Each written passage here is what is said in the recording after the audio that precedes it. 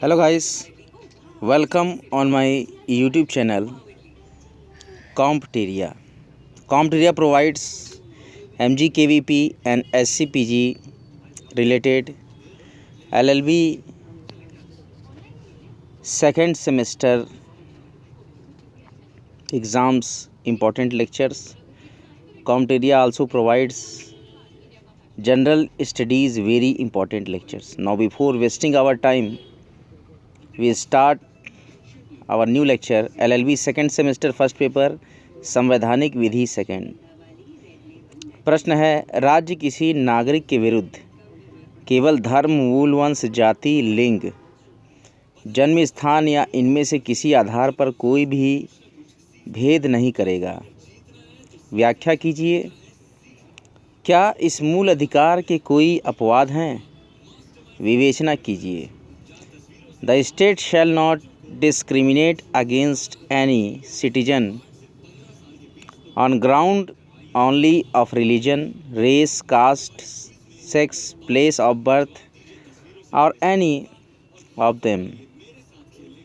Explain, are there any exception to these fundamental rights? Discuss. कॉम्टेरिया YouTube channel Mahatma Gandhi Kashi Vidyapith Harishchandra post graduate college के बहुत ही महत्वपूर्ण lectures को देता रहता है और बराबर वो हर तरह के इम्पोर्टेंट न्यूज़ को भी आप तक पहुंचाता है। कॉम्टेरिया यूट्यूब चैनल के माध्यम से हम काफ़ी महत्वपूर्ण विषयों पर चर्चा करते हैं।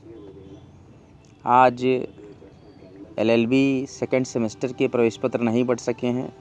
सोमवार को एग्ज़ामिनेशन के दिन ही आप प्रवेश पत्र ले पाएंगे।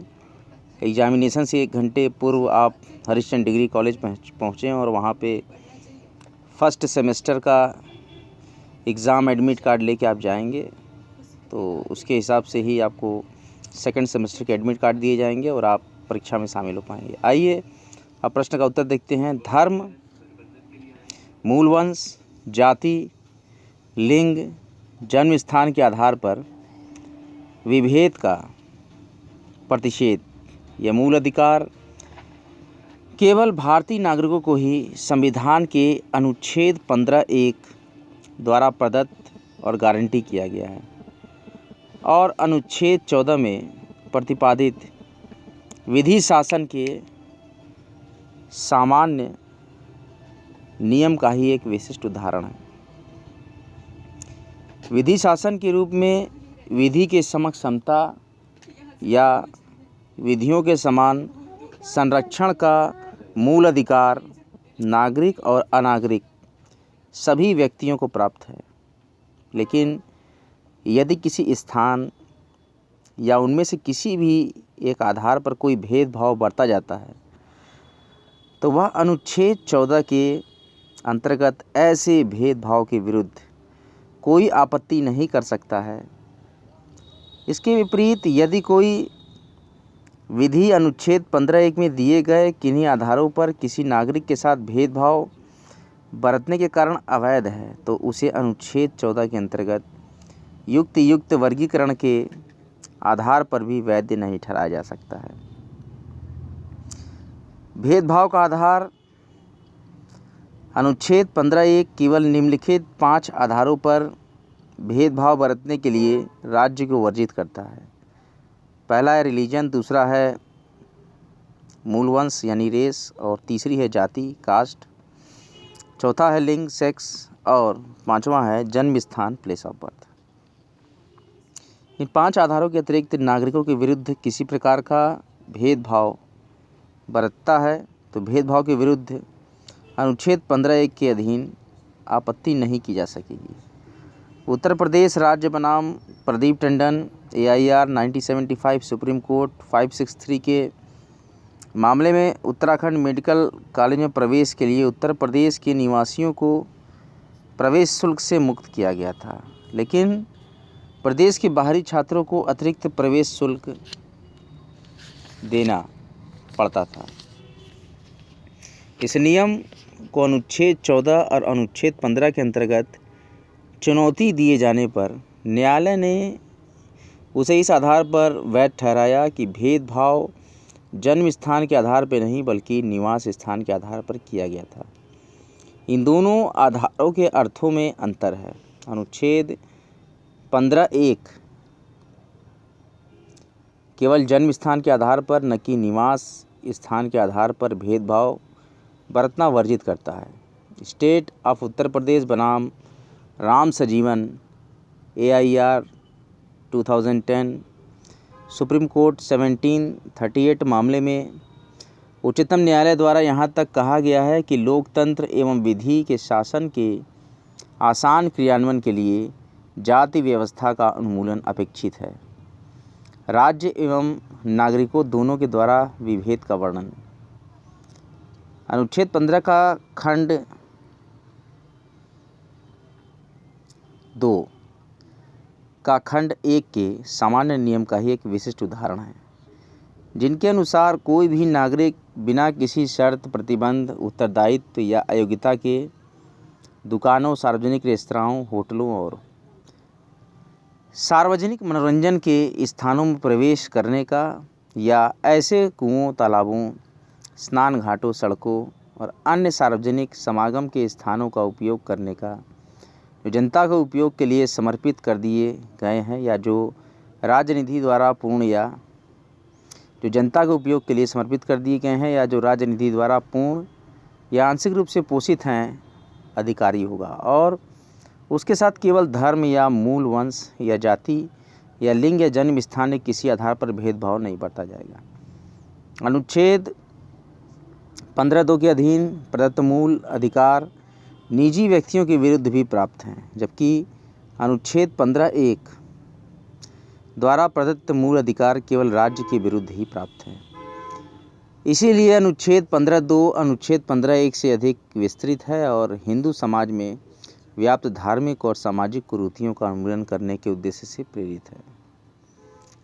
इसके अपवाद क्या हैं? स्त्री एवं बच्चों के लिए विशेष उपबंध है। अनुच्छेद 15(3) के अनुसार इस अनुच्छेद की कोई बात राज्य की स्त्रियों एवं बालकों के लिए कोई विशेष उपबंध करने से नहीं रोकेगी। यानी कि राज्य स्त्रियों और बालकों के लिए कोई भी विशेष उपबंध कर सकता है। स्त्रियों और बालकों को यह विशेष संरक्षण उनकी स्वाभाविक कमज़ोर स्थिति के कारण प्रदान किया गया है। यूसुफ अब्दुल अजीज़ बनाम बम्बई राज्य AIR 1954 SC 321 के मामले में याचिकाकर्ता को भारतीय दंड संहिता की धारा 497 के अंतर्गत जार कर्म के अपराध के लिए दंडित किया गया था। उसकी आपत्ति यह थी कि धारा 497 के अंतर्गत केवल पुरुष ही मुख्य अभियुक्त के रूप में दंडित किया जाता है। व्यभिचारिणी स्त्री को दुष्प्रेरक के रूप में भी दंडित नहीं किया जाता है। यह भेदभाव लिंग के आधार पर अनुचित है। उच्चतम न्यायालय ने निर्णय दिया कि धारा 497 वैध है क्योंकि वर्गीकरण केवल लिंग के आधार पर ही नहीं है बल्कि समाज में स्त्रियों की विशेष स्थिति के आधार पर भी किया गया है। दूसरा है सामाजिक और शैक्षणिक दृष्टि से पिछड़े वर्गों के लिए विशेष उपबंध। अनुच्छेद 15(4) के अनुसार इस अनुच्छेद की या अनुच्छेद 29(2) की कोई बात राज्य को सामाजिक एवं शैक्षणिक रूप से पिछड़े हुए नागरिकों के वर्गों की उन्नति के लिए या अनुसूचित जातियों और अनुसूचित जनजातियों के लिए कोई विशेष उपबंध करने से नहीं रोकेगी। सामाजिक और शैक्षणिक दृष्टि से पिछड़ा वर्ग कौन है, इसका निर्धारण करने की शक्ति राज्य की है, किंतु राज्य का निर्णय अंतिम नहीं है। उपयुक्त मामलों में न्यायालय हस्तक्षेप कर सकता है। बालाजी बनाम मैसूर राज्य AIR 1963 सुप्रीम कोर्ट 649 के मामले में राज्य सरकार ने राज्य के मेडिकल और इंजीनियरिंग कॉलेजों में प्रवेश हेतु अनुच्छेद 15(4) के अंतर्गत पिछड़े वर्गों के लिए निम्न प्रकार से स्थानों का आरक्षण किया था। पिछड़े वर्गों के लिए 28%, अति पिछड़ों के लिए 22%, अनुसूचित जाति और अनुसूचित जनजातियों के लिए 18%, यानी कि कुल 68% किया गया।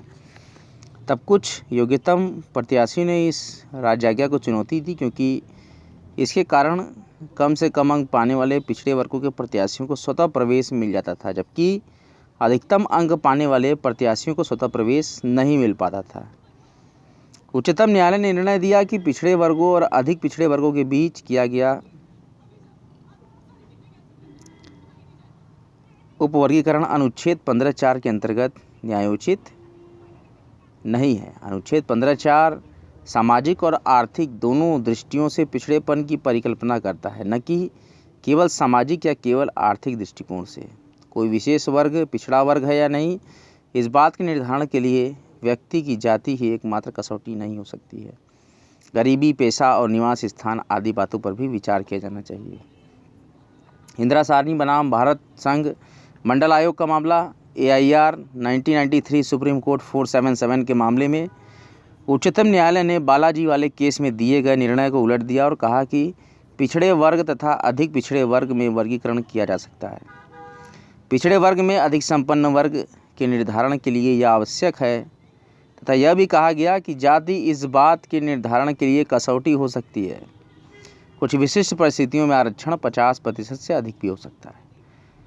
बलसम्मा पाल बनाम कोचीन विश्वविद्यालय 1996 3 SCC 4545 के मामले में निर्धारण किया गया कि उच्च जाति की महिला यदि पिछड़ी जाति के सदस्य से विवाह कर लेती है तो उसे अनुच्छेद 15(4) और 16(4) का लाभ नहीं मिलेगा। संविधान 93वां संशोधन अधिनियम 2005 द्वारा शैक्षिक और सामाजिक रूप से पिछड़े वर्गों के लिए व्यवस्था। संविधान 93वां संशोधन अधिनियम 2005 द्वारा संविधान के अनुच्छेद 15 में एक नया खंड 5 जोड़कर व्यवस्था की गई है कि अनुच्छेद 15(1) या अनुच्छेद 19(1)(6) में कोई बात राज्य को शैक्षिक या सामाजिक रूप से पिछड़े वर्ग के नागरिकों को या अनुसूचित जाति या अनुसूचित जनजाति प्रगति के लिए सहायता प्राप्त या गैर सरकारी सहायता प्राप्त शिक्षण संस्था में अनुच्छेद 30(1) में वर्णित अल्पसंख्यक शिक्षण संस्थाओं को छोड़कर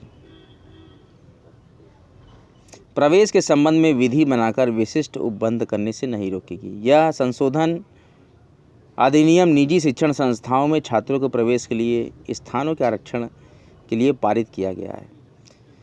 संविधान के 103वें संशोधन अधिनियम 2019 द्वारा खंड 5 के पश्चात नया खंड 6 जोड़ा गया है, जो इस प्रकार है। इस खंड के अनुसार इस अनुच्छेद या अनुच्छेद 19(1)(6) या अनुच्छेद 29(2) की कोई बात राज्य को खंड 4 और खंड 5 में उल्लिखित वर्गों से भिन्न नागरिकों के आर्थिक रूप से दुर्बल किन्हीं वर्गों की उन्नति के लिए कोई भी विशेष उपबंध करने से निर्वारित नहीं करेगी और खंड 4 और 5 में उल्लिखित वर्गों से भिन्न नागरिकों के आर्थिक रूप से दुर्बल किन्हीं वर्गों की उन्नति के लिए कोई भी विशेष उपबंध करने से वहाँ निवारित नहीं करेगी, जहाँ तक ऐसे उपबंध ऐसी शैक्षिक संस्थाओं में जिसके अंतर्गत अनुच्छेद 30 के खंड 1 में निर्दिष्ट अल्पसंख्यक शैक्षणिक संस्थाओं से भिन्न प्राइवेट शैक्षणिक संस्थाएं भी हैं, चाहे वे राज्य द्वारा सहायता पाने वाली है या सहायता न पाने वाली हैं, प्रवेश में संबंधित हैं, जो आरक्षण की दशा में विद्यमान आरक्षण के अतिरिक्त तथा प्रत्येक प्रवर्ग में कुल स्थानों के अधिकतम 10% के अध्ययन होगा। आर्थिक रूप से दुर्बल वर्ग वे होंगे जो राज्य द्वारा कुटुंब की आय और आर्थिक अलाभ के अन्य सूचकों के आधार पर समय समय पर अधिसूचित किए जाएं। इसी प्रकार से कॉम्टेरिया यूट्यूब चैनल पर नित्य निरंतर LLB द्वितीय सेमेस्टर के आगामी एग्ज़ाम्स जो कि मंडे से चल रहे हैं महात्मा गांधी काशी विद्यापीठ के, उसके प्रारूप में हमने बहुत ही महत्वपूर्ण प्रश्न पर धर्म, जाति, मूलवंश और जाति, लिंग, मूलवंश, धर्म, जन्म स्थान या इनमें से किस आधार पर कोई भी भेद नहीं करेगा ऐसी व्याख्या की और मूल अधिकार के कोई अपवाद है इसकी विवेचना भी हमने की। The state shall not discriminate against any citizen on ground only of religion, race, caste, sex, place of birth और any of them explain are there are exception to this fundamental right discuss. ये सारे बहुत ही महत्वपूर्ण प्रश्नों पे हमने चर्चा की। इसी प्रकार से कॉम्टेरिया को सराहें और नित्य निरंतर LLB सेकेंड सेमेस्टर के जब तक MG KVP और SC PG कॉलेज के LLB सेकेंड सेमेस्टर के संवैधानिक विधि सेकंड पर हम लेक्चर दे रहे हैं। लेक्चर्स का बराबर लाभ लें। चैनल को लाइक करें, सब्सक्राइब करें और बेल आइकन जरूर प्रेस कर दें। इसी प्रकार से चैनल को भारी मात्रा में सब्सक्राइब करें। जय माँ गंगा, हर हर महादेव।